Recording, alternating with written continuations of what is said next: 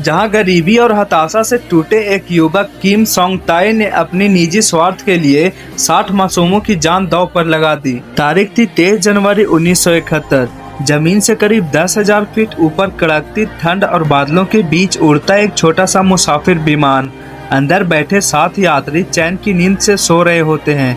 कोई अपनी खिड़की से बाहर देख रहा होता है तो कोई अपने परिवार से मिलने की खुशी में मुस्कुरा रहा होता है। लेकिन उन्हें नहीं पता था कि उनके बीच की सीट नंबर के पर एक जिंदा मौत बैठा है। 22 साल का एक सनकी लड़का जिसके कोट की जेब में हाथ नहीं बल्कि 2 असली हैंड ग्रेनेड थे। अचानक एक कान फाड़ देने वाला धमाका होता है। कॉकपिट का दरवाजा धुआं धुआं होकर बिखर जाता है और एक चीख गूंजती है, कोई अपनी जगह से हिला तो सबको चीथड़ों में उधेड़ दूंगा।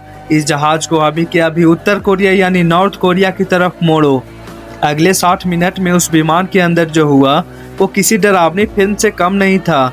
एक तरफ था वो पागल किडनैपर जो सबको मारना चाहता था और दूसरी तरफ था वो जाबाज को पायलट जिसने 58 अजनबियों को बचाने के लिए अपनी छाती उस जलते हुए बम पर रख दी। इस खौफनाक मंजर के पीछे था किम सोंग ताई।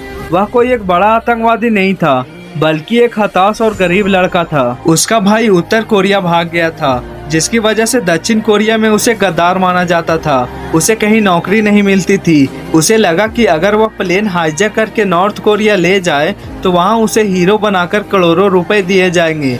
इसी झूठी लालच में उसने 2 बम चुराए और मौत का खेल शुरू कर दिया। जैसे ही किम ने कॉकपिट का दरवाजा उड़ाया वैसे ही विमान में भगदड़ मच गई। उसने मुख्य पायलट की गर्दन पर चाकू रख दिया। पायलटों ने सूझबूझ दिखाई और उसे धोखा देने के लिए प्लेन को गोल गोल घुमाया। उन्होंने झूठ बोला कि देखो हम नॉर्थ कोरिया पहुंच गए हैं, लेकिन तभी आसमान में दक्षिण कोरिया फाइटर जेट्स F-5 दिखाई दिए।